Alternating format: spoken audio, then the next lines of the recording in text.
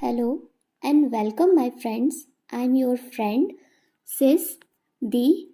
जिससे भी आप रेजोनेट करते हैं आप मुझे बोल सकते हैं। मैं जानती हूँ केवीएस का रिज़ल्ट बस कभी भी आ सकता है, तो आप सब इंटरव्यू की तैयारी में लगे हुए हैं, तो मैं भी इसमें आपकी हेल्प करना चाहती हूँ। I am also an aspirant, so I can totally relate with you, so B with me. I know कभी कभी हम डिसाइड नहीं कर पाते हैं कि हम कहाँ से तैयारी को शुरू करें, so I am taking this initiative for all of you and myself. I know intro and demo teaching के लिए यूट्यूब पर काफ़ी कंटेंट अवेलेबल है, लेकिन teaching related basic info like NEP, NCF, RTE, इस पर काफ़ी लंबी वीडियो आपको मिलेंगी, लेकिन मैंने short and concise notes prepare किए हैं। इंटरव्यू प्रिपरेशन को थोड़ा आसान बनाने की कोशिश की है। It's my first video on it, तो ये लंबी हो सकती है क्योंकि मैं आपसे क्यों जुड़ी हूँ ये बताना भी तो ज़रूरी है, तभी आप कनेक्ट कर पाएंगे। तो चलिए शुरू करते हैं अपने फर्स्ट टॉपिक NCF 2005 से। राम राम, राधे राधे। NCF 2005 जिसका फुल फॉर्म है नेशनल क्यूरिकुलम फ्रेमवर्क 2005, राष्ट्रीय पाठ्यचर्या रूपरेखा 2005, जिसका निर्माण या डॉक्यूमेंट किया गया है NCERT और MHRD द्वारा। MHRD जो अब मिनिस्ट्री ऑफ एजुकेशन मतलब शिक्षा विभाग बन चुका है। तो हम अब बात करेंगे कि जो करिकुलम है वो क्या है। तो बेसिकली हम इस वर्ड से स्टार्ट करते हैं। करिकुलम जो है ना, क्यूरिकुलम कुछ लोग बोलते हैं, करिकुलम ये एक लैटिन वर्ड है जिसका मतलब होता है पाठचर्या।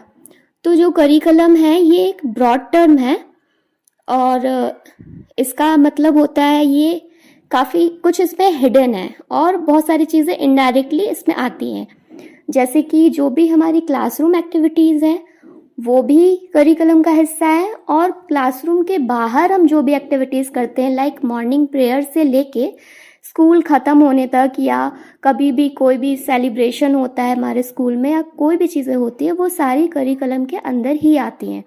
तो इसीलिए मैंने कहा कि ये एक ब्रॉड टर्म है। तो जो सिलेबस जो हम पढ़ते हैं, सिलेबस क्या होता है, ये करिकुलम का ही एक भाग है। मतलब सिलेबस एक नैरो एस्पेक्ट है और जो करिकुलम है वो एक ब्रॉड एस्पेक्ट है। तो अब हम बात करेंगे कि ये NCF का मेन उद्देश्य क्या है। मतलब ये NCF आया है तो ये क्यों आया है, किस लिए, मतलब ये हमारी मतलब NCERT ने इसको हमारी एजुकेशन में इंक्लूड करना चाहा है, तो हम इसलिए इसके उद्देश्य पर बात करेंगे। तो जो उद्देश्य है वो है जो बच्चे हैं उनको रियल लाइफ से जोड़ना। मतलब क्लासरूम में हम उन्हें जो भी पढ़ाएं वो सिर्फ टेक्स्ट बुक से ना हो, वो हम उनकी प्रैक्टिकल लाइफ, रियल लाइफ से भी कनेक्ट कर सकें। ठीक है, तो ये जो हमारा NCF है ये क्या है, ये एक हमारे पास एक टेक्स्ट है। मतलब एक हमारे पास एक हम बोल सकते हैं कि एक प्रोफार्मा टाइप का एक फ्रेमवर्क है हमारे पास। तो ये जो स्टार्ट होता है, तो ये जो हमारे टैगोर जी हैं उनके एक निबंध, जो निबंध है ऐसे है टैगोर जी का, वो निबंध है सिविलाइजेशन एंड प्रोग्राम, उससे इंस्पायर्ड है। उसकी जो कोटेशन है creative spirit and generous Joy, उससे लिया गया है। मतलब जैसे ही हम NCF 2005 को पढ़ना स्टार्ट करेंगे तो हमें ये कोटेशन से ही ये स्टार्ट होगा। ठीक है, तो हम इतना समझ सकते हैं कि ये कोटेशन हमें क्या बोलती है।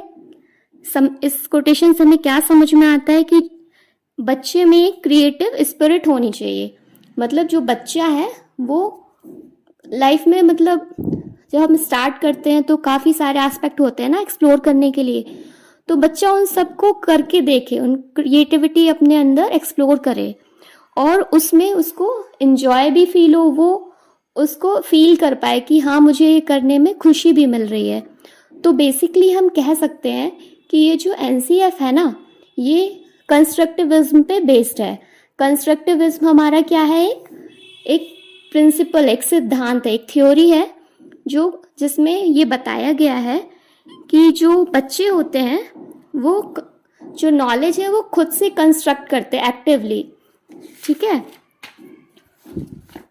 फिर इस बारे में मतलब ये हमने ओवरऑल फर्स्ट पार्ट जो मैंने जो तैयार किया था ये मैंने डिस्कस कर लिया। ठीक है, अब इसके आगे और भी चीज़ें हैं एनसीएफ में कि उनके क्या क्या गाइडिंग प्रिंसिपल्स हैं, एनसीएफ में क्या क्या बात की गई है, एनसीएफ को मतलब एनसीईआरटी के अलावा भी और कई चीज़ों को इंक्लूड किया गया है।